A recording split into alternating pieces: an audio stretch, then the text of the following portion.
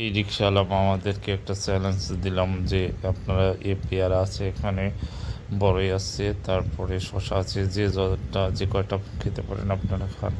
কিন্তু তারপরে ওই মামারা চলে যাওয়া দরকার, পরে আমি বললাম যে না, আপনারা যে যেটা খাইতে মন চায় খাইতে থাকেন, যতদূর খাইতে পারবেন ততদূর আপনি ফ্রি, যে যে কয়টা খেতে পারেন সে কয়টা না। তারপরে ওই মামা রিক্সাওয়ালা মামা আরও কয়েকজন রিক্সাওয়ালা মামাকে ডাকতেছিল যে আয়।